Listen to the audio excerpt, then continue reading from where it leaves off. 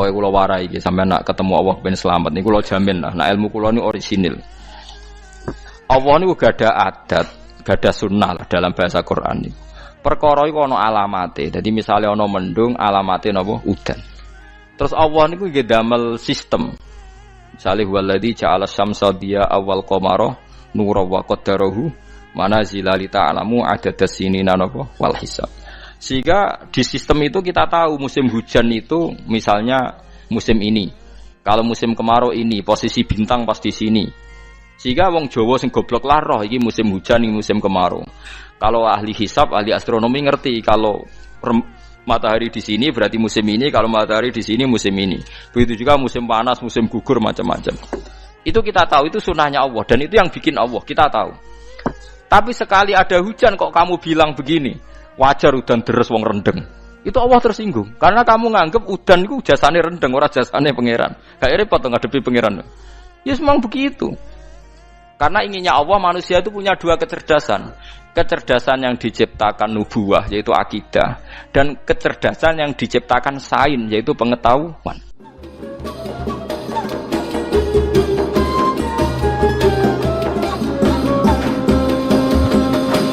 Di kula terangno nggih cara mazhab Abu Hanifah banyu iku ora iso najis.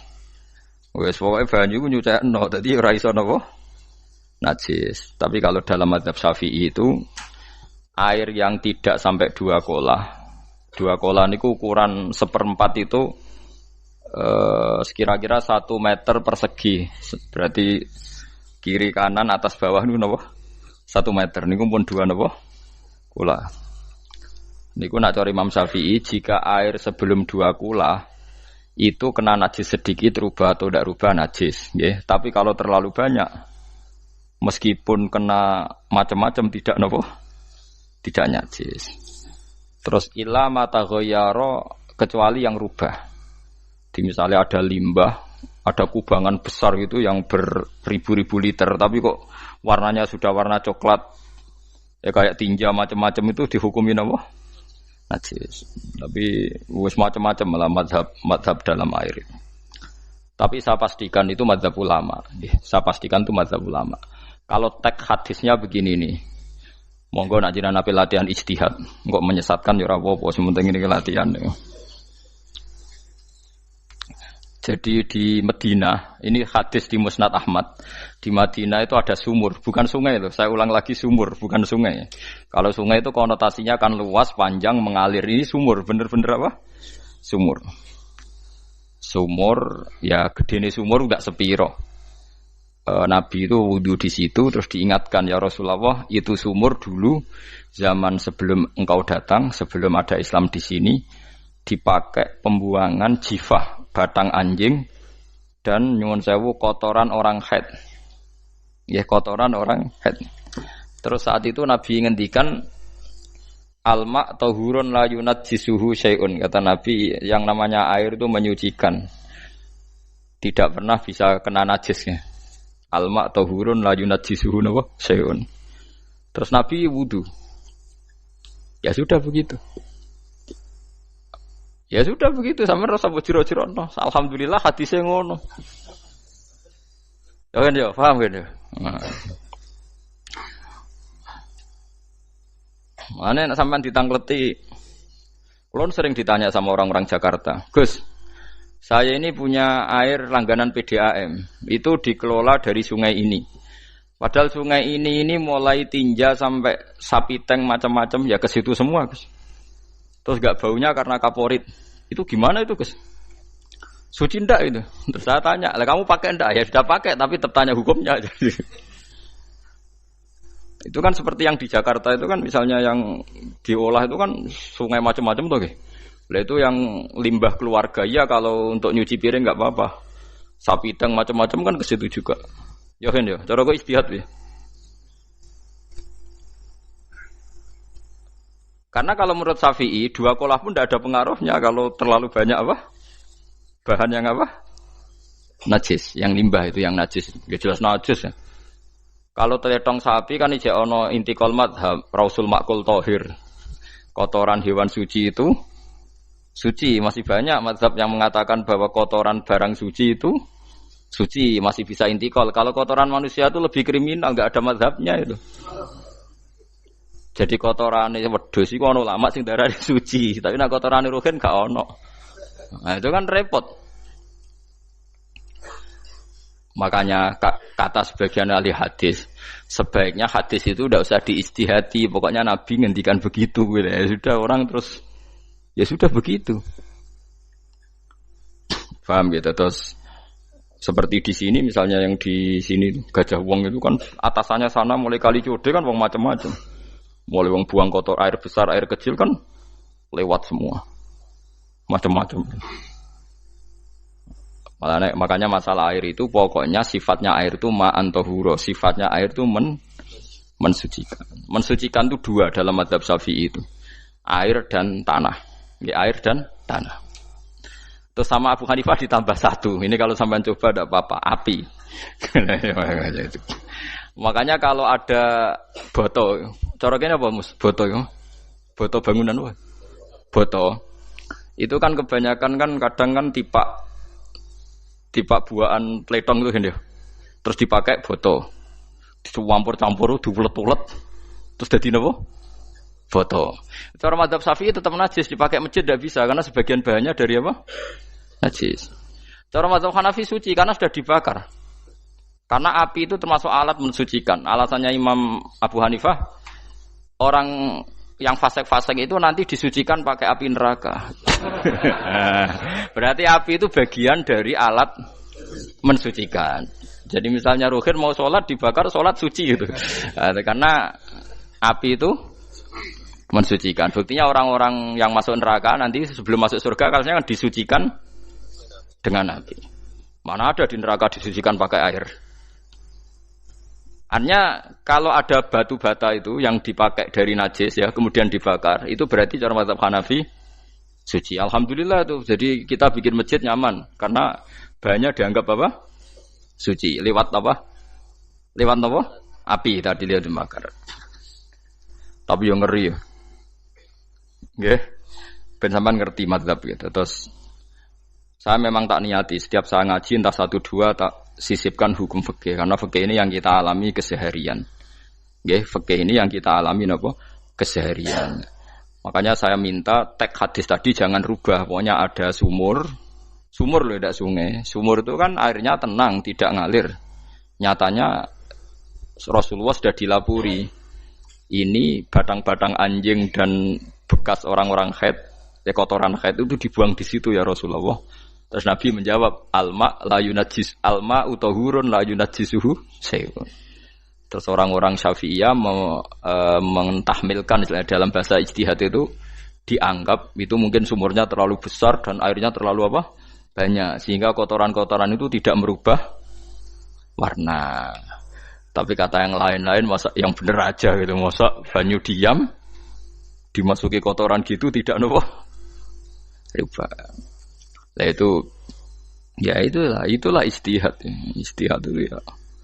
Ijtihad itu guyonannya kan gitu. Pendapat saya benar mungkin salah, pendapat Anda salah mungkin apa? Benar. Karena ya sama-sama mirip-mirip itu untuk menganalisis itu. Yang jelas Allah mensifati air itu ma'an tahura, bahwa air itu punya sifat dasar mensucikan. Wah nek cara kula niku asal tidak terlalu ketok najis ngoten niku. Kaya PDAM ngoten niku, ngger gak ambu taek terus gak ambu apa nek suci ngoten mawon. Tapi kan asal usulnya di sana najis gini. Asal usul barang kok repot. Kula sering dibantai tiang-tiang sing terlalu napa was-was. Tapi jelas saya tahu sendiri. Sapi teng itu ngalir ke sungai gini-gini saya tahu sendiri. Tak jawab, saya juga tahu sendiri dari langit itu langsung air turun. Jadi artinya kalau dia melihat sisi najis ke sapi teng, kamu melihat sisi dari gunung Merapi, dari langit kan langsung turun. Jadi kalau eling najis ya, tak eling suci ini kan saya gitu. Dia ngilingi yang sisi najisnya dari apa? Limbah apa? Keluarga. Wa anzalna minas sama'i ma'an tahura. Air itu mensucikan. Nah, terus kedua masalah fikih yang saya jelaskan di sini, tahur itu sifat mubalaghah dalam madhab selain Syafi'i. Saya ulang lagi ya. Kula warai lugat ke. Kalau orang biasa terima kasih disebut syakir, disebut apa? Syakir. Karo terlalu banyak terima kasih disebut apa? Syakur.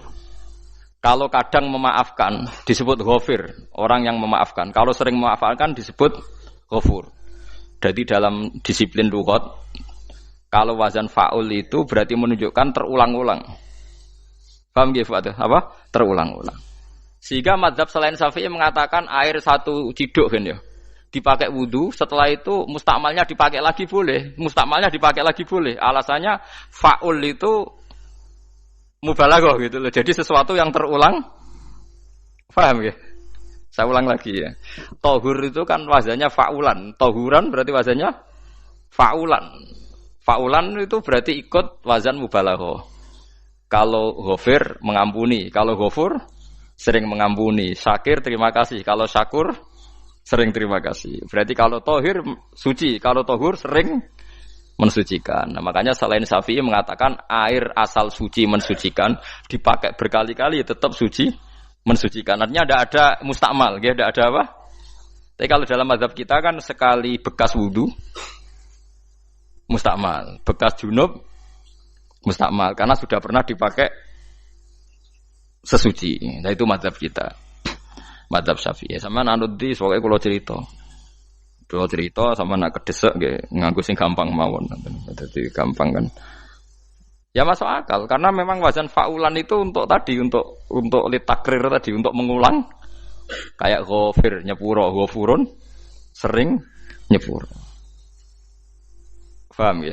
Makanya orang itu kalau zalim itu ya zalim. Kalau zalim banget zalime. Makanya disebut Quran wa kanal insanu zaluman jahula. Zalim itu zalim biasa, zaluman banget zalime.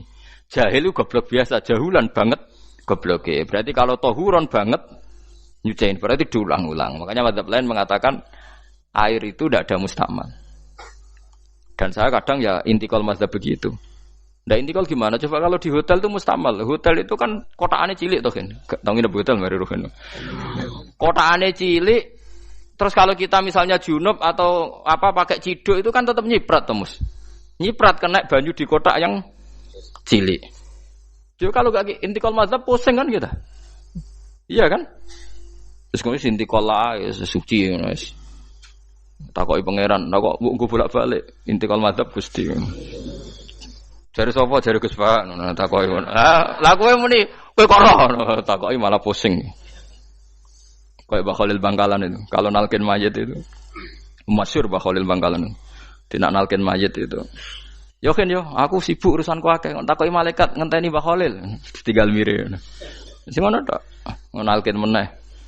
Yo jiyo, soe nak takoki malaikat marbuka manabiuka ngenteni ketuane. Maksudnya ngenteni dekne. Ya sudah ditinggal itu. Ya orang ditakoki wong dekne orang kabudut. Pokoke diwarai kabeh. Nah, terakhir beliau rodok modern. Ngenteni ketua rombongan pokoknya. Jadi nanti yang jawab itu ketua rombongan. Tapi aja tiru kan ngono takoki malaikat ngentosi Gus Pak. Aku teko tutuki mawon Gusti. Sewen. Yakin mugorokin ngomong ngoten kula ngomong bukan nangkir. Kamu tahu kan tugas standar Anda apa? Ya tugas standarnya bukan nangkir nutuki iku biasa wae. Biasa nutuki takkan apa? Nah itu mungkin guyone wali ku jek mungkin. Kadang orang itu engkar ndak bisa. Yaitu tadi piye wae resmi teknya Allah tu yaumana kullu unasim bi imamihim. Nanti manusia dipanggil itu per ketuanya. Bukan per individu kesuwen. Jadi ada teori itu yang mungkin benar. Teori itu yang mungkin benar karena kita nanti di mahsyar juga dipanggil ketuanya dulu. Jadi ya ma'asyarus Syafi'iyah, terus Imam Syafi'i disuruh maju ya ma'asyarul Malikiyah. Karena ketua ini nanti yang menciptakan mazhab. Karena ada pepatah an-nasu ala dini mulukihim. Manusia itu ngikuti tradisi ketuanya. Lagi coba orang Indonesia mbok bodoh, mbok ora, mbok pinter, mbok ora ngger Abu Bakar ya radhiyallahu anhu. Coba kalau tradisinya Syiah, mungkin Abu Bakar laknatullah alaih kan gitu. Ya kita tidak tahu begitu. Akhirnya kita ketiban apik karena menghormati apa? Sahabat. Artinya ketua itu penting, menciptakan suasana ketua itu penting. Coba kalau tanpa ketua, mungkin kita tidak punya tradisi. Makanya yang dipanggil itu ketuanya. Paham? Makanya sampean milih ketua itu yang benar. Setidaknya orang ikhlas. Misalnya rapati bener, penting ini ikhlas. Ngeri itu kalau pas sampean dipanggil nunjuk ketua itu, kemudian ketua partai, wah panggil pangeran bingung sampean. Ketua sopok nyebut ketua partai. Waduh. Ketua nih partai dia celok pangeran Melayu. Wah ngadepi pangeran meriang tetep. Paham gitu. Jadi nanti sampean itu ditanya itu lewat nopo?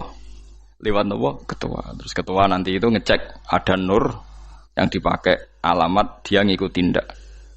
Nah, yang paling ngeri ya termasuk Rasulullah. Rasulullah itu nanti pakai standar itu. Inna umati yut'auna yaumal qiyamati hurran muhajjalin min atharil wudu. Itu kan ada tanya jawab sama sahabat.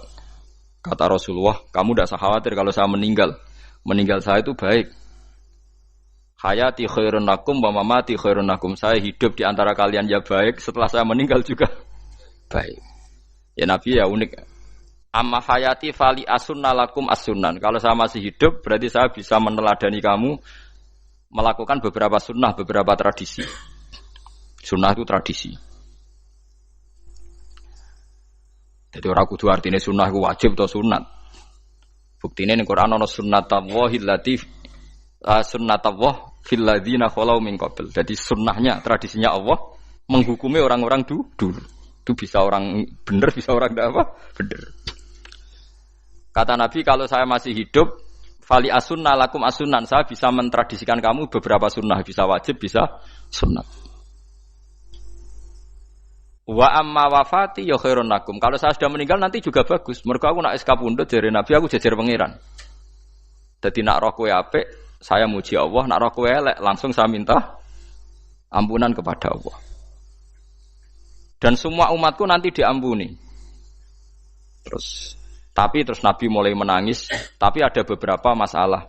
Ketika orang-orang itu ternyata umatku, mau saya ajak ke surga, kata Tuhan, kata Allah, innahum qad ahdatsu ba'dak. Mereka ini bikin aturan aneh-aneh setelah kamu Muhammad.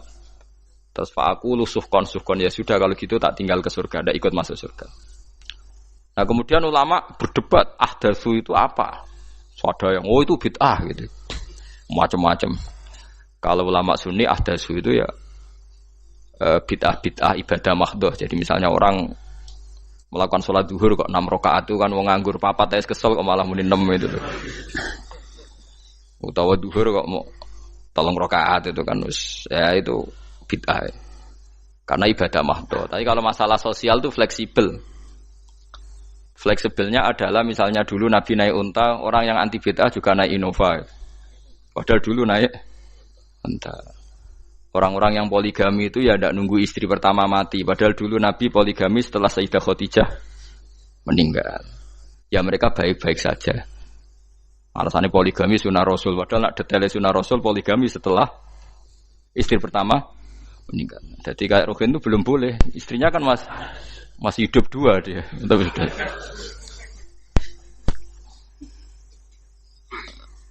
Nah, bahkan artinya kalau sampean memaksakan gitu, sampean kalau enggak percaya saya bacakan ayat. Wal khailah wal bihola wal hamira litarkabuha wazina. Kamu bisa naik kuda, naik unta, naik himar. Setelah kamu naik dan kamu tenang di atas punggungnya, litastawu ala zuhuri tsumma tazkuru ni'mata rabbikum idza stawaitum alaihi wa taqulu subhanalladzi sakhkhara lana hadza ma kunna lahu mukrimin. Artinya ketika kita naik unta zaman dulu dan tagnya memang unta, itu terus kamu baca subhanalladzi sakhkhara lana hadza. Apakah sekarang kesunatan baca itu kalau yang ditumpai unta, sehingga kalau yang naik Innova tidak usah baca itu gitu. Wah, aku numpakku ora unta kok, dadi ora usah maca subhanalladzi apa? Sakhkhara lana. Dhisik Nabi maca iku mergo numpake unta. Ya ngajak goblok bareng to, mosok umat tepuk kanthi begitu itu. Makanya sensitif, bakas bid'ah ndak itu sensitif, tidak usah dibahas, biasa saja. Nek senak ra cocok ya diem aja. Sudah, sebenarnya ra cocok kalau sampai ngelakoni tapi tidak usah komentar karena jelimet. Saya pernah ditelepon orang, dimaki-maki. Orang Sidoarjo. Padahal wong Jawa Timur, ya aneh. Kan ada orang matur Rasulullah namanya Abdullah bin Amr. Ya Rasulullah, saya ini kuat kuat puasa terus. Kata Nabi jangan puasa 1 bulan 3 hari saja itu sama dengan 1 bulan penuh karena 1 puasa sama dengan 10. Masih balelo terus termasuk menyangkut Quran. Ya Rasulullah saya ini tiap hari khatam Quran, jangan 1 bulan sekali saja baru khatam. Enggak ya Rasulullah saya ini ingin sering khataman. Ya sudah kalau gitu seminggu sekali sab'a layal. Saya lebih kuat ya Rasulullah 3 hari. 3 hari saja khatam sekali. Iqra'hu fi salasin kata Nabi. Ya Rasulullah saya lebih kuat ketimbang itu. Tidak ada yang lebih baik ketimbang itu kata Nabi. Kemudian orang itu anti semaan karena semaan itu kan 1 hari khatam. Paham ya? Maksudnya hadis tadi yang di Bukhari dipakai dalil anti apa? Semaan karena semaan itu 1 hari apa? Khatam. Lewat telepon pertama lewat santri saya terus lama-lama lewat telepon. Terus saya tanya, kamu bacanya hadis kira-kira sama saya banyak mana? Kayaknya banyak jenengan. Terus saya tanya, betul Nabi menyuruh khatam tiap 3 hari? Ya. Betul Nabi nyuruh khatam tiap 1 bulan? Ya. Ya sudah lakukan saja. Anda sering enggak khataman tiap 3 hari? Enggak pernah, setahun aja enggak mesti. Lah iya kalau Nabi melarang baca Quran tiap hari kamu setuju, tapi Nabi nyuruh tiap hari khatam kamu tidak setuju. Enggak apa-apa, kamu anti semaan enggak apa-apa, tapi lakukan perintah Nabi tiap 3 hari khatam. Menang deh. Lah itu maksud saya. Anda tidak apa-apa milah-milah bid'ah sesuai versi Anda, pemahaman Anda, tapi yang fair. Kalau Anda anti semaan ya harus tiap 3 hari khatam karena dawuh Nabi iqra'hu fi kulli salasin. Enggak juga kan mereka juga orang yang enggak jarang baca. Jarang baca apa? Lah itu enggak fairnya di situ. Makanya nggih biasa mawon. Cuman semaan apal Quran wis semaan. Nah apal Quran ya wiridan, malah lucu to apal Quran kok semaan. Ya yes, ngono ae rapal ya nyemak kan, kok kesel ya mulai. Timbang nyemak sampai gremeng. Bariku mangan entek akeh kan malah lucu. Wong nyemak yo do kurang ajar. Jajal kok nyemak ki delok ngarep mbek guri tok, agar kebar ya wis. Aku serah kelakuane wong nyemak. Kan dekne rapal kan yo. Biasane nyegat guri to. Kok agar gurine kembar pojok ya. Wis. Kok agar gurine pojok kembar. Ya sing semaan akhire pinter sing maca kembar gurine. Paham gitu terus wau gitu tohuron gitu tak latih memahami Quran secara lugat. Mergo Quran bagaimanapun bilisanin arabiyyin mubin. Ada ulama yang berpendapat tohir itu dimubalaghahkan tohur seperti ghafur, syakir, syakur. Sebab itu menurut mazhab ini tidak ada air apa musta'mal. Tapi kita biasa mazhab Syafi'iyah apa? Ada apa? Ada musta'mal. Itu masalah-masalah ijtihadiyah, masalah-masalah ijtihadiyah. Kalau masalah ijtihadiyah tadi pendapat saya benar mungkin salah, pendapat Anda salah tapi ya mungkin benar itu. Wa anzalna minas sama'i ma'an tahura, mutahhiron tegese banyu iku sing nyucekno. Linuhya supaya maringi urip ingsun. Bihi sebab anane banyu baldatan ing daerah maitan kang mati. Jadi istilah resmine pangeran yo aku nak nguripno bumi iku yo nganggo lantaran banyu. Dadi aja mbok soal pangeran kok butuh lantaran. Waduh repot. Mung Qur'ane pangeran dhewe istilahno aku nak nguripno bumi lewat lantaran banyu. Ya rasa mbok jurok-jurokno. Pangeran kok butuh lantaran. Rasa lantaran lah yo iso, tapi nek Allah nganggo lantaran yo oleh yo aja terus Allah kok nganggo wasilah. Wah yo malah kacau. Ora usah ngono-ngono, ora usah mikir. Pokoke Qur'an diwaca ora usah dipikir, pun nonton iman nonton mawon kok repot. Iman kok napa? Kok repot. Linuhya supaya ngurip-ngurip sapa ingsun bi sebab banyu. Baldatan ing negara atau daerah maitan kang mati. Jadi sampean jangan mengatakan kalau Allah untuk menghidupkan bumi butuh air ya keliru. Allah itu tidak butuh apa-apa, nggih. Allah itu tidak butuh apa-apa. Tapi kalau Allah punya sunnah, punya adat menghidupkan bumi itu pakai air, ya Allah jangan kamu atur. Kira pangeran kok ngatur. Itu kan ada cerita di kitab-kitab itu termasuk di Ihya itu. Nabi Musa itu sok dekat Allah. Jadi enggak mau mimik obat. Membuktikan bahwa Allah itu tidak butuh wasilah. Aqaqir itu maknanya obat-obatan yang dari herbal itu bahasa Arabnya apa? Al-aqaqir. Dia setiap konsultasi sama dokter disuruh minum herbal itu. Enggak mau dia. Enggak, saya akan disembuhkan Allah langsung, enggak usah lewat obat apa herbal katanya. Tiap dokter ditanya jawabannya sama. Oh, dokter goblok. Kamu belum tahu ya kalau Allah itu enggak butuh wasilah. Malah marah-marah dia tuh. Akhirnya dia konsultasi langsung ke Tuhan. Apa betul ya Allah saya butuh minum akokir? Terus lah kata dokter gimana? Karena herbal itu fungsinya gini-gini. Terus Musa sing gawe fungsi herbal ngono iku sapa? Nggih jenengan. Lah yo aku gawe fungsine ngono kowe ngombe kok ora gelem. Sing gawe iku ya aku. Jadi sing gawe bodrek ku nek kowe ngelu, bodrek mandi sing gawe ku ya pangeran, rumangsamu sapa? Sing gawe ruhe nak bar kelon lega ya pangeran. Mangsamu sapa? Omane bojone ayu kan. Ah, sing wis pangeran ora usah aku isin gengsi, ora usah ngono. Kalau muni elek dibanding bojone ning swarga, nek ning donya ya ayu, nguruhin ya diselera kok udarane. Paham gitu. Terus itu masalah yang enggak akan selesai ila yaumil qiyamah. Jadi ada cara pandang langsung Allah itu ya bisa. Tapi misalnya ada sunnatullah ya jangan kamu tentang. Termasuk Nabi Musa akhirnya Nabi Musa mau minum, setelah minum sembuh. Terus ketika sembuh diberitahu Allah, memangnya kenapa kalau minum obat itu? Obat itu ada khasiatnya yang bikin juga Allah.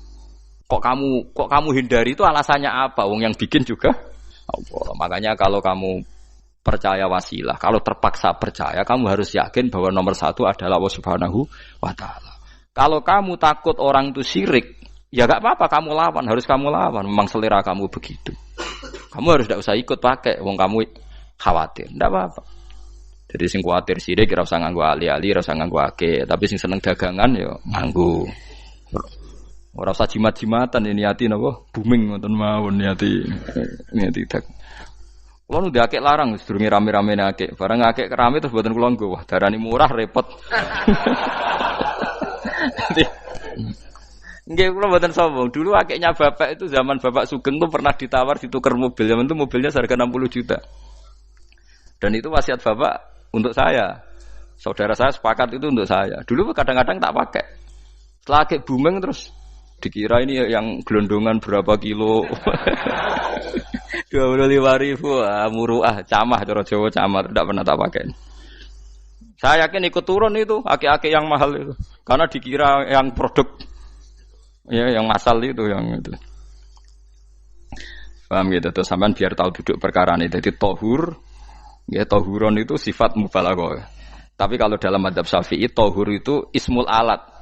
Jadi tidak maknanya mengulang-ulang sehingga Imam Syafi'i tidak membolehkan wudu pakai air apa? Mustamal. Lah menurut hadis kayaknya benar Imam Syafi'i secara lahir. Karena Nabi ngendikan sisa air wudu itu membawa dosa Anda. Kata Nabi, jika seseorang wudu maka kotorannya keluar dari ajfan, dari pelapuk mata, dari apa sampai keluar dari mimbaini adzofirih, sampai keluar dari bawah-bawah apa? Kuku. Sehingga kalau air ini sudah membawa kotoran dosa Anda, berarti air ini kan sudah menjadi air kotor. Andai kan Anda mukasyafah, maka air ini sudah penuh dengan kotoran. Enggak mungkin air yang sudah penuh kotoran dipakai wudu lagi. Itu cara berpikir Imam Syafi'i. Ya sampean ikut mana ya? Ya gampang kan kalau keadaan normal ya ikut Syafi'i, kalau air banyak, kalau tidak normal ya ikut mazhab yang lain. Kan gampang. Gitu aja kok repot tuh. Ya itu pentingnya orang ngaji ya di situ tuh harus banyak pilihan. HP kartune loro masa mazhab musito.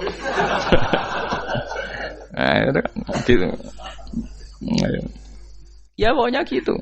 Kalau yang percaya wasilah ya pakai istilah pangeran linuhyabi baldatam maita, ada kata bihi. Allah menghidupkan bumi itu dengan pelantaraan air, padahal Allah tidak butuh perantaraan. Tapi yang anti ya enggak apa-apa. Memang yang percaya wasilah itu ya bahaya juga. Yes, pokoknya yes. Sudah pakai dua kartu apa susahnya tuh? Ya enggak apa-apa. Asal ada ilmunya, ya tidak karena emosi. Memang ada apa? Ada ilmunya. Linuhyabi baldatam maita. Wanus qiyahu. Lan nyirami ingsun. Yastawi podo baldatam maita bitakhfif lan takhfif maita. Maksudnya buatan maita tapi napa? Maita. Yastawi podo fi ing dalam dawa maitan apa al-mudzakkar mudzakkar muannas lan muannas. Zakkarahu mudzakkarna sapa Allah taala hu ing dawa maitan bi tibaril makani kelawan diitung tempat. Mesti maitan. Wanus kiyahu meniku masalah nahwu. Lan nyiramno ingsun hu ing banyu ilma ategese banyu mimma sing perkara kholakna kang wis gawe ingsun. Ingsun gawe siraman an aman ing pira-pira raja kaya kewan ibilan tegese unta wa bakaronan sapi wa hunamanan wedhus wa anasiya lan pira-pira manusa kasiron kang akeh. Iki unike Quran, kadang kewan mbek manusa iku dibakas dhisik kewane. Engko nek ndelok dosa mbek ora ya apik kewan. Tapi nek ndelok diakal mbek ora ya apik manusa, tapi nek didelok manusa mbek kewan iku dosa ndi? Dosa manusa. Mulane nek salat istisqa iku kesunatane gawa kewan. Lho nggih tenan mboten guyon, sampean delok kabeh kitab fikih nek salat istisqa kesunatane iku wong kon gawa apa? Kewan. Tapi aja kethek lho ya. Contone ngono iku ya kaya wedhus sapi, engko terus koyo kethek ula bulus wah, malaikate bingung wah. Maksudnya kewan tapi aja bulus, kethek ula. Mulane teng daerah mriku, teng daerah sarang nate kekeringan. Bareng kekeringan tiang salat istisqa ono sing nggo sapi, nggo wedhus. Delalah bar salat istisqa iku udan. Tapi kula seneng mbek kiai ini. Pas udan kiai ini ngendikan itu. Kowe aja GR nak udane krana kuwi ya krana sapi mbek wedhus iku. Mergo ora duwe dosa, mergo ora duwe apa? Dosa. Lah yaitu agama. Agama itu kita ta'abudi. Wong kita jare makhluk paling terhormat. Tapi nyatane nak istisqa butuh bantuan kewan. Itu kesunatan istisqa ngoten to nggih. Tem mriki ngoten mboten nggih. Do nuntun wedhus ora? Napa? Mboten sing tek teng kitab-kitab Pak Sami to. Kan go kewan kan? Ya, tapi ya soal kewan mau iso mbayakno. Wah, lah nek wong pasar ngasem mbok gowo mulai ular kobra macam-macam malah repot. Ndak ini menunjukkan nggih karena manusia iku akeh dosane. Mulane jemben teng ora-ora mahsyar iku manusa ora kepengin apa kewan ora kepengin dadi manusa tapi manusa kepengin dadi kewan. Makanya nanti ketika ngadepi hisab gak kuat wa yaqulul kafiru ya laitani kuntu napa turaba. Maksudnya kuntu turaba ya Allah saya jadikan kewan sing di akhir segalanya didhawuhi Allah kuni turaban. Kamu sekarang cukup jadi turab. Intine manusa sampeyan teng ora-ora masaru bayangno kaya kewan sing akhir hayate muk didadekno napa lemah.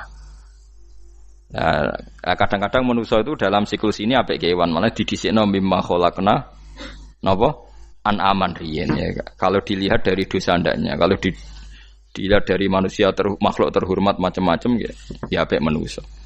Wa anasiya lan pira-pira manusa kasiron kang akeh. Jamu insan ente lafat anasi jamu lafat insan.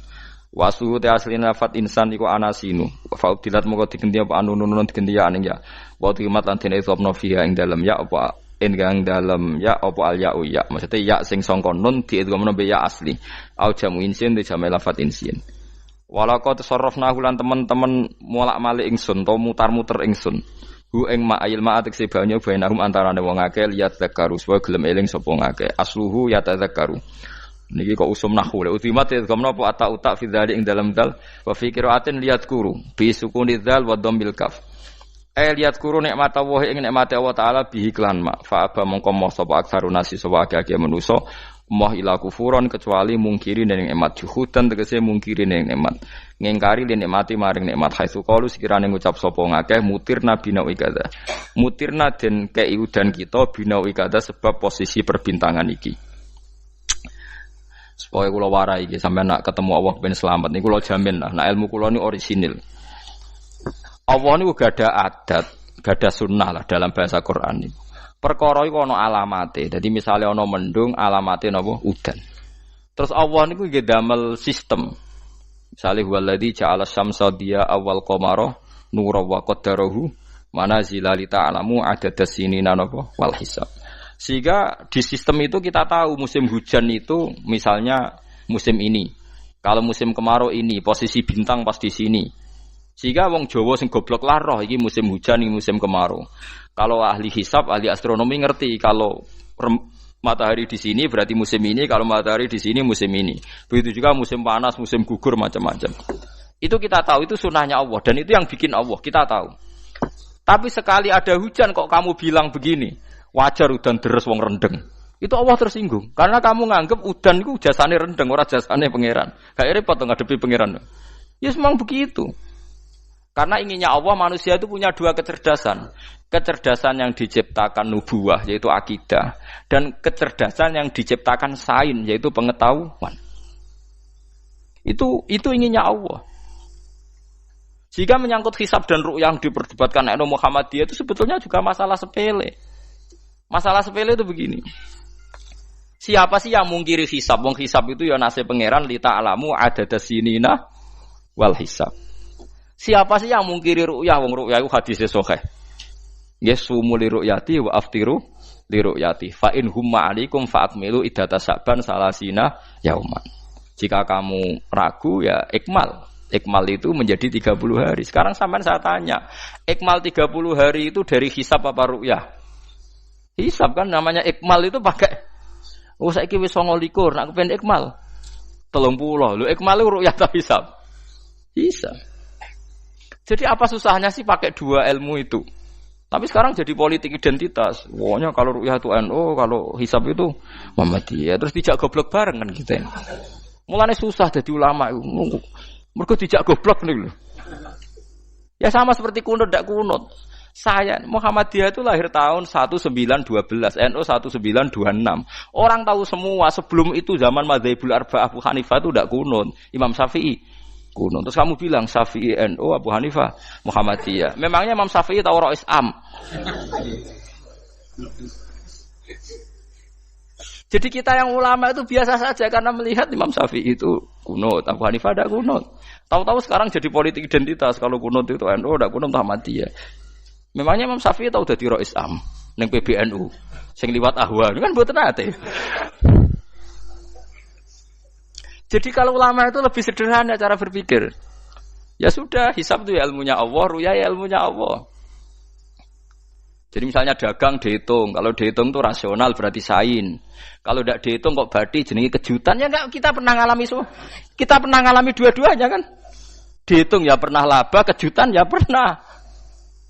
Musim sulit dagang rugi ya biasa, kecengklok rugi kebodhon biasa sama pernah. Anggap aja kalau rutin namanya sain sesuai hitungan pengetahuan. Kalau model ngono kejutannya selesai kan. Kok dibenturkan? Kejutan sama rutin itu absolut mana? Akurat mana? Ya ngajak goblok bareng. Paham ki biasa mawon wong sing seneng ilmu tuh ben biasa roh iku roh dojo ben. Ya ben biasa. Nah sekarang itu usum anti ilmu itu usum yang usum sekarang itu politik nopo identitas.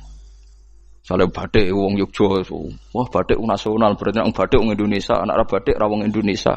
Jadi batik nopo pakaian apa? Nasional.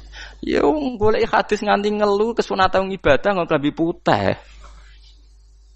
Ora ana kesunatan ibadah nggo klambi napa? Batik. Tapi nek kowe wong alim ben diarani klambi putih gak wajib, kudu kadang-kadang nganggo batik, nggo nunjukno nek nganggo putih iku. Saya tuh seingat saya belum pernah ngaji gak pakai baju putih. Karena pikiranku sering ditanya, "Gus kowe wong alim ora tau joban." Nah joban koyo wong Arab. Nak batik kesane kok ora sunah Rasul seneng putih, setengah-tengah nganggo hem putih wis sunah Rasul tapi tetep Indonesia. Wis tak pikir nonton. Lah rugen ra mikir nganggo batik. Tapi itu tadi saya masih husnudzon. Jika jadi tren nganggo klambi hem putih dianggap wajib, harus ada yang pakai batik untuk menunjukkan kalau ndak wajib. Lah mungkin dia termasuk begitu melok. Makome dekne iku wis nglurusno. Itu enggak tahu saya kalau itu berarti sudah tinggi, kelasnya sudah tinggi. Jadi menurut saya tengah-tengah ya pakai hem putih kalau sholat. Tengah-tengahnya adalah nak jubah terlalu Arab. Nak batik be Nabi ngendikan kesunatane ibadah itu pakai putih. Nganggo mori kok wong mati ya sudah hem, ya sudah tengah-tengah. Menurut saya, sama ndak harus ikut saya. Tapi jika itu dianggap wajib, kadang-kadang jangan pakai putih. Seperti Jabir bin Abdullah itu terang-terangan, sama tak ceritani. Dulu ketika Jabir bin Abdullah sahabat yang terkenal itu Jabir itu termasuk minas sabiqin al-awwalin itu. Jabir itu sholat di masjid itu bajunya dicopot. Terus sarongan itu dicancang di gulu. Kayak wong kuno-kuno. Sarongan sitok dicancang di gulu. Bawa baju diletakkan di sokol masjid. Setelah itu orang tabiin melihat dia secara sinis. Tabiin itu generasi setelah sahabat. Marah-marah ketika dimaki, masa engkau sahabatnya Nabi sholat Bisau bin Wahid pakai baju satu dicancang bisa. Terus Jabir mulai cerita, kamu jangan bilang pakai serban itu sunat, kamu jangan bilang pakai jubah sunat. Bagaimanapun menjadi sunat karena kamu punya, sehingga kamu bilang sunat karena kamu punya. Dulu kita zaman Rasulullah masih hidup, kita semua itu tidak punya baju, punyanya satu. Sehingga Nabi tidak berani mensunatkan pakai baju dua, kesunatan serban, karena kita hanya punya pakai baju satu. Kita harus mikir bagaimanapun di antara kesunatan itu karena kita mampu. Setelah tidak mampu, tidak ada sunat. Terus Jabir mulai marah-marah, termasuk yang diceritakan. Kalau kamu bungkus orang mati gimana? Ya tak bungkus utuh sampai sikil beda sirah ketok. Ya kan ya, nah ini yang mati dibungkus sempurna tuh. Nanti kok pepes itu ya dibungkus. Terus bariku lagi dibuka raine ya mus, sing mudin-mudin rai ya. Terus Jabir cerita, cara kowe wajib ta ora jare Jabir? Nggih wajib. Ya wajib mergo iso. Terus dia cerita, dulu Sayyid Hamzah, dulu bapak saya Abdullah Jabir bin Abdullah. Itu saking enggak adanya baju. Itu nak ditutup sirahe mbek sarong, mboten kafan. Iku ketok sikile. Nak ditutup sikile ketok sirah. Akhirnya do matur Kanjeng Nabi kon nutupi sirah waj'al ala rijlihi sayan min idkhirin. Akhirnya sing sikile ditutup suket. Saking gak anane baju. Kowe saiki Islam wis jaya kecangkeman sithik-sithik muni sunat wis dimaki-maki mbek Jabir. Wis meneng jar. Terus terakhir ngendikan ngene. Aku nglakoni iki liyaronil ahmak misluk. Pancen tak jarak aku salat ngene iki bento-bento kowe ben roh. Nak dhisik sejarah Islam ngene iki ya. Liyaroni al ahmak misluk. Ahmak ku bento sing level tinggi, medium men. Itu ulama betul ya begitu. Saiki wong Islam jog tuku kurma gampang. Sithik-sithik buku nganggo kurma, sunah Rasul mergo nganggo kurma. Ya perkarane ke kelar tuku. Zaman kene Gunung Kidul melarat nganggo apa? Aneh-aneh iku. Makanya di fikih jelas, nek iso kurma, nek iso asal manis, nek iso asal gak nyolong titik wis. Kok cek repote hukum. Bagaimanapun kowe kecangkeman muni sunan mergo mampu. Zaman kira mampu orang muni ngono padahal hukum iku wis dhisik-dhisik. Hukum itu baru apa sudah kemarin-kemarin? Wis meneng ae. Kula ge sering, ngger kula kan kiai, ngger poso sering sowan kathah. Kadang sing sowan luwih mlete timbang kula. Gus kurma Gus, nggo apa? Nggih sunah Gus. Ah sunah mbahmu pangan kowe.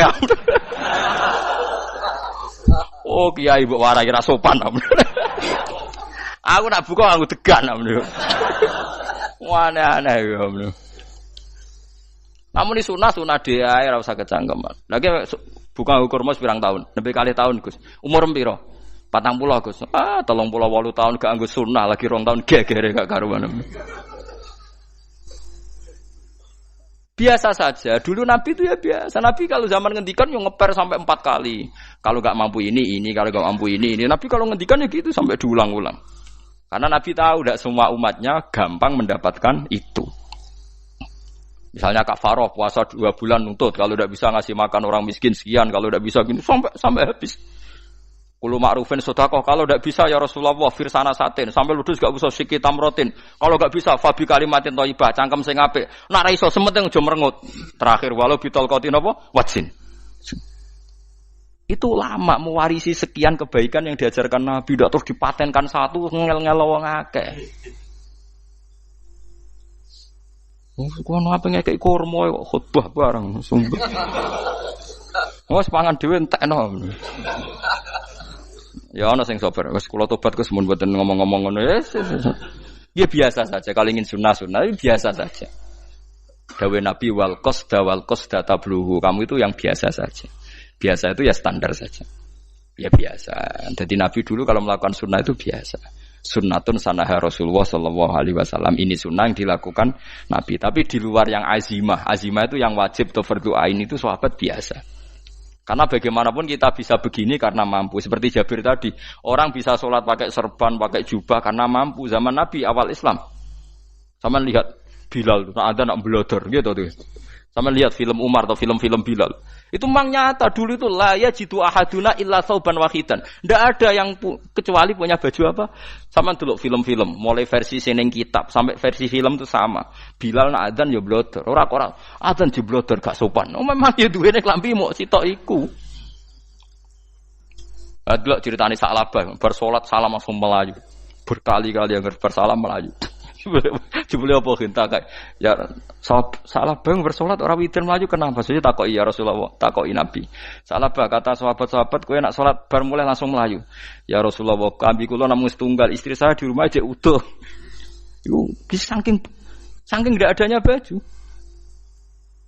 Oh, saiki nang sunatno kon. Ya begitu. Makanya ketika Sayyidina Umar idza ausa Allah fa ausiu. Nanti kalau sudah jembar ya jembar. Nak lagi ruwet ya ruwet. Ya sudah biasa saja.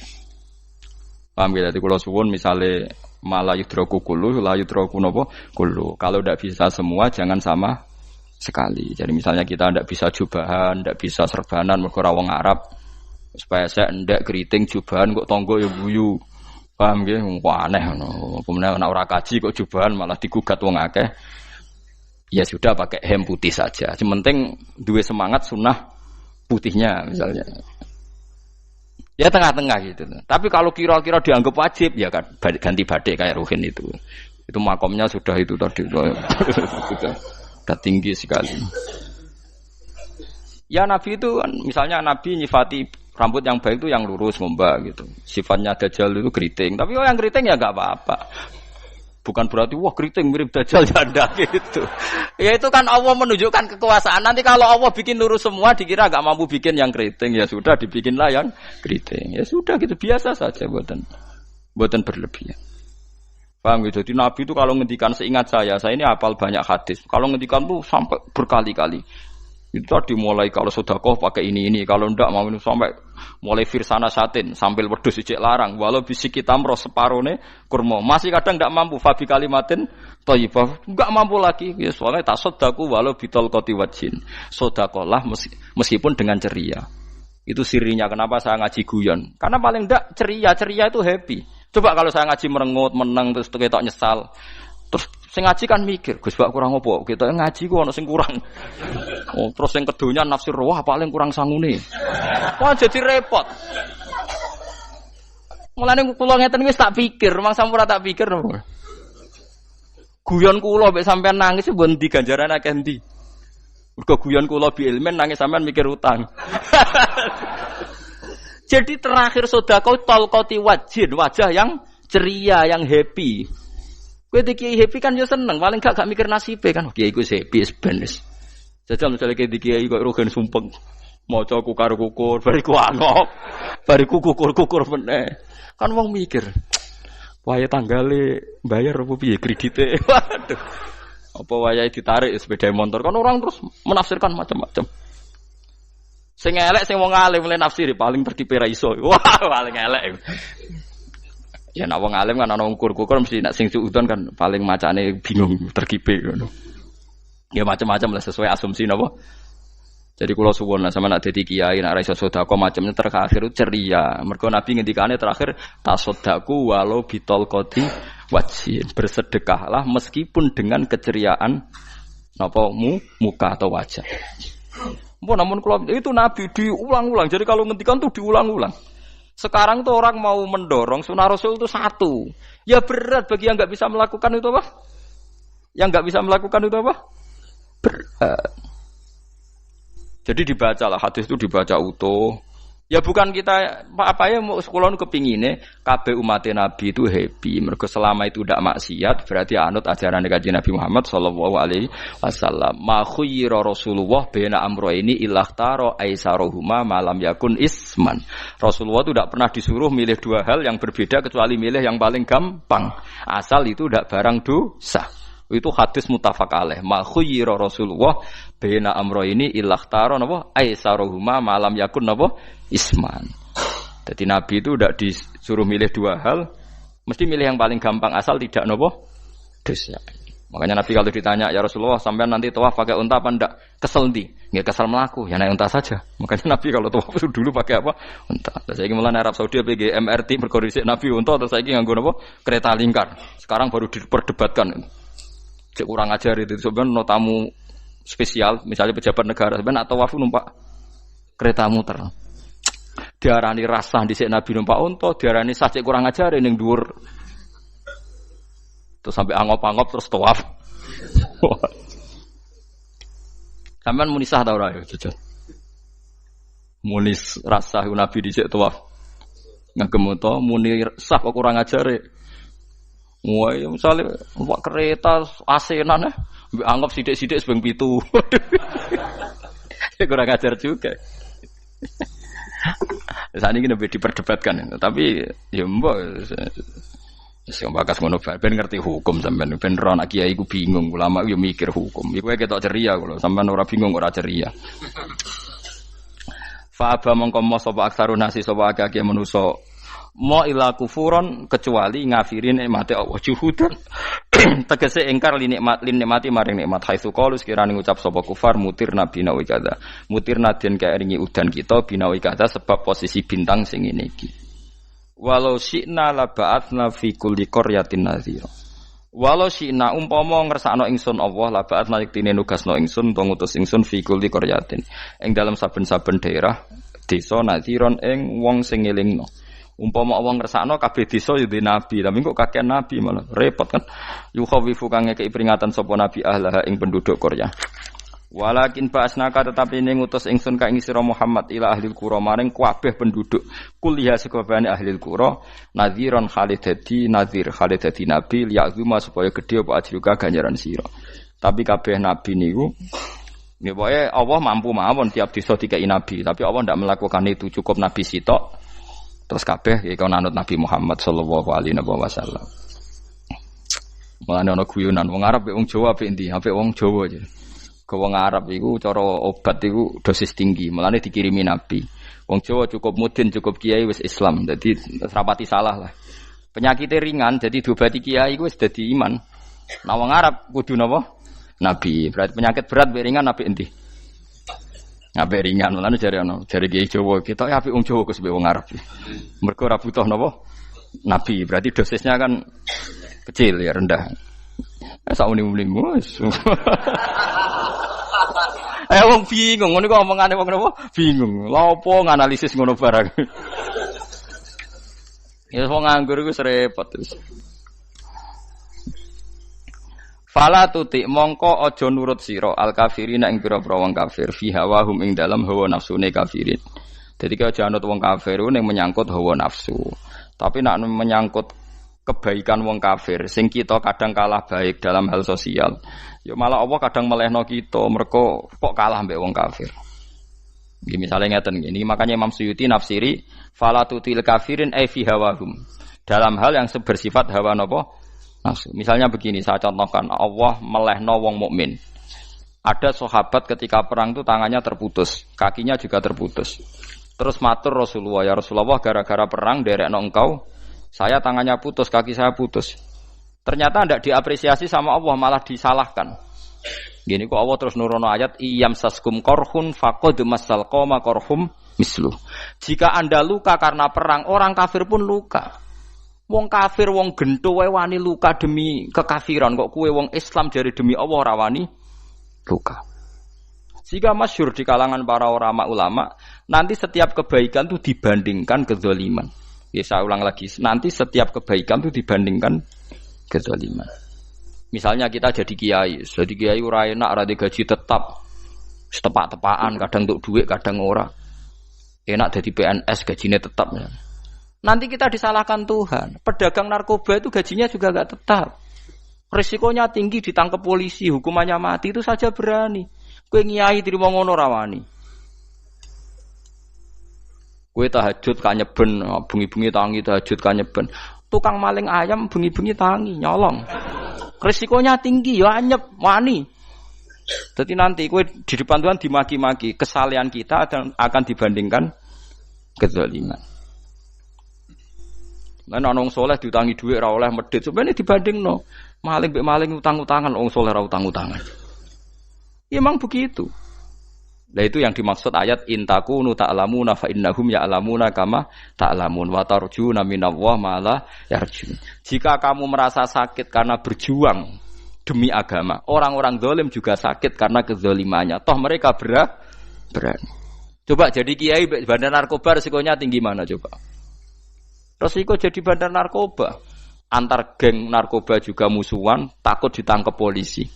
Jadi kiai paling ngomong hasud sidik-sidik, paling wong ngrasani. Kiai iso ngomong tok, ora iso nglakoni, paling gitu. Padha kiai ini paling hasud. Ya sidik-sidik lah, paling serek. Kalau bandar narkoba gak cocok, nembak. Karena rivalitas mereka ekstrim. Sehingga kalau sampean cemen jadi kiai nanti ya diingatkan Allah dibandingkan orang apa? Zalim. Jadi eling-eling ya. Terus semua kesalahan kita, loyalitas kita pada agama nanti dibandingkan orang zalim karena mereka loyal sama pekerjaannya, sama kezalimannya. Enggak terus preman-preman nak belani kanca wani mati. Kadang kiai santri belani kiai ini rapati wani mati. Wis repot preman-preman nak tobat wis repot. Kulo nu rada nyesal mek tobaté preman. Nah ana preman teng perapatan tobat. Niku terus neng masjid, men itikaf, terus mbek wong sopan. Niku ora pas sajane. Nah, tobat itu tetep neng perapatan. Sing dhisik gagu wong disingkirno. Dadi ku tobat tenan sehingga dhisik perapatan sing gawat dadi gak gawat. Mergo sing preman gawat digenti preman sing lunak. Ora terus neng masjid ya sing iki tetep digenti generasine ngono. Mestine maksudnya mesti ora kok terus elek mboten mestine tobaté ngoten niku. Sayyidina Umar itu dulu itu menakut-nakuti orang Islam. Angger ana ndekne wong Islam wedi kabeh. Terus Abu Bakar ya wedi kabeh wedi. Suatu saat Rasulullah mlaku-mlaku ngerti Umar gulut ning ukat, menangan. Kata Rasulullah andekan yang Islam itu hebat Islam. Hanya Rasulullah berdoa wa ma'izal Islam fi Umar. Akhirnya Umar masuk Islam. Hari Kamis masuk Islamnya. Ya sekira tau mikir to sak dinane niku lho sak dinane dongane Kamis masuk Islam Jumat. Ning omahe adike ning gone IP-ne. Mergo diwacana Quran surat Toha. Bareng Islam metuki Nabi, mun walhasil bar Islam teng Zaid bin Arqam ning mbene Nabi terus langsung marani omahe Abu Jahal ora terus ning masjid menenge mboten langsung marani Abu Jahal. Angger ki ganggu Nabi tak pateni. Bariku marani Abu Jahal, aku saiki wis Islam iki ganggu Nabi tak pateni. Gentenan wong kafir sing ndelik. Paham nggih? Dadi enak lho maksudnya. Lah misale terus Umar dadi sopan santun terus ketemu wong dilo, ketemu Abu Lahab monggo derek akhir. Wah. Kacau. Artinya enggak ada perubahan kan kalau gitu. Lan Ruhin mantan preman mboten kok tobaté ning kene ora roh kok. Mboten harus kiai dene. Mestine ngoten. Makanya Wahsy itu yang bunuh Sayyid siapa? Hamzah. Karena dia disuruh Hindun itu istrinya Abi Sufyan itu. Itu setelah membunuh Sayyid Hamzah dan dia Islam. Dan Nabi tidak siap melihat wajah Wahsy. Sumpahnya Wahsy apa? Saya bersumpah akan membunuh orang paling dibenci Rasulullah. Sebagaimana saya pernah membunuh orang paling dicintai Rasulullah. Terus tobatnya dia mateni Musailamah al-Kadzab. Wong sing ngaku Nabi ngarang Quran. Itu tuh sing mateni sinten? Wahsy. Jadi Wahsy sebagaimana aku pernah membunuh orang paling dicintai Rasulullah. Tobat saya membunuh orang paling dibenci Rasulullah. Lha misalnya terus Wahsy tobat, terus sampean nyapu masjid, terus gak duwe selera tarung. Zaman kafir tarungnya tenanan, bareng Islam menyapu masjid. Bariku ngiseni jedinge terus bareng dijak perang wedi wae repot. Ya niku ide kula tapi ora usah nglakoni. Nek mau cerita ilmu sampean ora kudu nglakoni. Ya tugale wong preman brah-brah. Blojo narkoba entek akeh dilakoni, nggo judi diakoni. Sewengi orang preman itu kalau judi 2 juta 3 juta loh. Bareng tobat ngoboni masjid 10.000. Padahal donyane jek akeh. Mestine tobat yo. Saya zaman judi semalam 3 juta. Sekarang kalau pengajian atau ke masjid semalam 3 juta 100 lah minimal diluwei. Ora malah pas tobat nglebokno amplop masjid yo 10.000, kadang 2.000. Repot-repot. Tapi ya apik tobat. Nanti cerita. Tidak begitu, mestinya berbanding. Paham nek sampean takok tobat itu cara ulama nggih ngoten niku berbanding. Mulane riyen Khalid bin Walid itu jadi panglima perang Islam itu saya masih ingat makalahnya Khalid bin Walid, fakama anni aktsartul qatla fi kufri aktsartul qatla fi islami.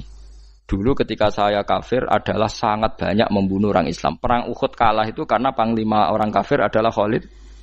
Dia cakap sekali dalam ngatur strategi perang. So Khalid itu uteke elek kan, pikirane ala sahabat yang menuso ruhin es kayak wong wedok ambek apa jenenge ghanimah mesti medun. Sahabat ora kabeh kaya aku kan ono kaya kue barang macam-macam. Gunung Uhud itu dhuwure mok sak musolane iki jamira Gunung Uhud kaya Merapi niku mboten. Nah kaya Merapi amanah ning dhuwur tetep ra kenek, melayang to. Dadi Gunung Uhud itu dhuwure mok sak musolane mbok dhuwur pundi. Wong kula nate mriko bolak-balik kan nggak bisa nek urung tahu. Kula kaya wong India dadi melok itikaf teng gunung lho. Uhud. Mbok piye dalile apa ya ora roh. Lah itu Khalid bin Walid pinter, dia ketika kalah itu muter ke belakang terus ghanimah itu dilepas. Ya dulu itu dalam perang dulu tuh ghanimah itu kan perempuan sama apa? Ya sama barang-barang itu. Ketika dilepas itu dianggap sudah mengaku kalah. Ada sahabat yang kok ruhin itu udah akabir sahabat, ada sahabat papan atas, sahabat yang seperti itulah. Sahabat kebanyakan turun ternyata Khalid itu muter terus naik dari belakang. Pas sahabat turun, dia naik dari apa? Yo penak karek mana iko dhuwur, itu akhirnya kalah. Itu ya gara-gara strategi ini Khalid bin Walid. Nah terus dia bersumpah, saya bersumpah semua kecerdasan saya, semua kecanggihan saya akan saya gunakan untuk membela Islam. Nuklimake itu di perang Tabuk, di perang Yarmuk, di perang Tabuk. Itu di panglimani siapa saja yang ditunjuk Nabi itu kalah. Termasuk Ja'far bin Abi Thalib itu padahal panglima yang ditunjuk Nabi. Usamah ya kalah. Abdullah ya kalah. Semua yang ditunjuk Nabi itu mati semua. Akhirnya panglima diambil siapa? Khalid. Taruh saja gini strateginya. Anggap saja Arab itu padang pasir. Tidak sampean biar tahu bahwa orang soleh yang cerdas itu banyak. Jangan kira soleh itu tidak butuh kecerdasan, butuh. Arab itu kan padang pasir. Mau jelas gini gambarannya apa? Padang pasir. Itu kalau perang itu kan taruh saja orang Islam itu 3.000 musuhnya 10.000. Memang kejadiannya gitu 3.000 musuh 10.000. Itu kan berbanding berapa itu? 30 ya? 1 banding 3 ya? Nah itu dulu pasukan-pasukan Islam dulu itu sama-sama seperti soft sholat. Jadi memanjang. Ya akhirnya perang itu kelihatan sekali mana yang sedikit, mana yang banyak. Habis Khalid strateginya dirubah. 100 orang di depan, anggap saja gitu. Pokoknya tak kayak gambaran coro Jawa paling gampang. Lagi maca kitabnya malah bingung loh. 100 pasukan kuda yang di depan itu disuruh negarkan kuda, disebut fal mughirati subha itu. Yang itu wal adiyati napa? Dobha fal mughirati subha itu. Jadi pokoknya anggap seperti itu. Fal muriyati apa? Qadha itu. Kuda yang 100 di depan disuruh menegarkan. Pokoknya kon gerak sehingga debu itu banyak bertebangan. Terus pasukan yang 3.000 itu disuruh memanjang sepanjang-panjangnya. Karena di depan ini ada tegaran kuda tadi, orang kafir yang di sana itu melihatnya ada bantuan datang baru. Wih, pasukan Islam teko wakeh, panjang lagi. Dikira jumlahnya itu sampai 50.000 lebih. Paham sih kalau maksudnya? Sehingga wong kafir melaju perkara ini tidak mungkin kita tandingi. Orang Islam dapat bantuan baru padahal ya wonge podo. Mau baris tok dirubah. Nah misalnya sing mimpin Mustafa sembah jare mati ya syahid, mati kabeh wong Islam. Nah itu artinya dia masih ingat betul. Saya dulu pernah menggunakan kecerdasan yang sama untuk mengalahkan umat Islam. Saya bersumpah kecerdasan yang sama akan saya gunakan untuk memenangkan Islam. Lalu coba bayang nonton ning padang pasir 3.000 orang, yang 100 di depan negarno kuda supaya pandangan tidak begitu jelas. Terus yang belakangnya memanjang dari jauh kan kelihatan pasukan dapat bantuan baru. Padahal ya orangnya sama. Akhirnya orang kafir merasa wah nggak imbang. Kita ada imbang karena orang Islam dapat bantuan. Terus menang perang itu. Lah itu tobat bener gitu loh. Orang kok pas kafir cerdas, buareng Islam tobat nyapu masjid. Sekaligus ngaji ngantuk. Padahal zaman kafir cerdas, memperdayakan ekonomi nganti sugih bergeder. Bareng Islam terus dunia entek melarat, terus nyapu masjid, terus bariku salat qobliyah ba'diyah mulai mbok poso sunat. Ya ndak apa-apa itu, tapi sugih tetep kok zaman kafir sugih. Zaman Islam kere, mestinya zaman Islam ya sugih, terus kecerdasan dan hartanya untuk liizatil Islam wal muslimin. Mestinya, tapi ya enggak apa-apa kalau ada tobat model gitu ya enggak apa-apa. Ojo kok terus dari Gus Pak ngene kok elek ya ora ana jenenge tobat mesti apik, tapi enggak fair gitu loh. Maksud zaman nakal serius, zaman tobat sekenanya itu kan fala tuti mongko joto at sira al kafirin ing pira-pira kafir fi hawahum ing dalem selera hawa nafsune wong kafir. Wajahidhum lan merangi sira hum ing kufar. Merangi maksudnya berjuang bihi kelawan Quran. Maksudnya hujjah.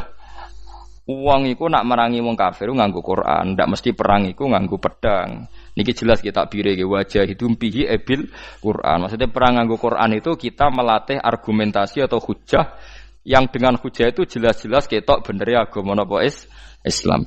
Wajah lan merangi sira hum ing kufar bi iklan Quran ayat Quran itu Quran jihad dan kelawan perang atau kelawan jihad, kelawan berjuang kabiran kang gede.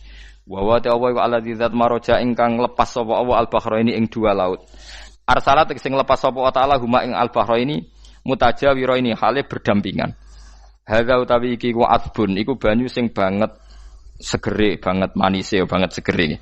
Furatun tur enak diombe, sadidul udzubati tekse banget manise. Iki kuno nak manane mudah diminum. Wa hadza utawi iki ku milkhun iku banyu asin, ujajun tur banget paite.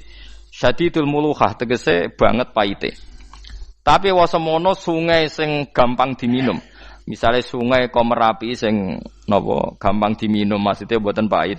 Ketemu laut sing banget paite, meskipun banget asine, apa hakikate gawe wajah alalan gawe sapa Allah taala bainahuma antarane banyu sing napa tawar lan banyu sing asin, Allah gawe barzakhon ing pemisah, haji santikse pemisah. Kita ndak tahu pemisahnya piye, pokoke akeh sing cerita banyak di tengah laut itu air napa tawar. Layah tadi itu ora campur apa hadu masalah sijine banyu asin dan banyu tawar bil akhir iklan sing liya. Mergo wonten apa hajis, wonten apa hajis, ana pembatas. Wa hijron lan tegese pembatas, mahjuron kang iso nglindungi.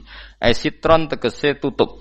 Mamnuan kang iso den cegah bi sebab anane sitru. Sebab anane pembatas apa ikhtilatuhuma, apa campure banyu asin dan banyu tawar. Wa alami wa waladhi. Assalamualaikum warahmatullahi wabarakatuh.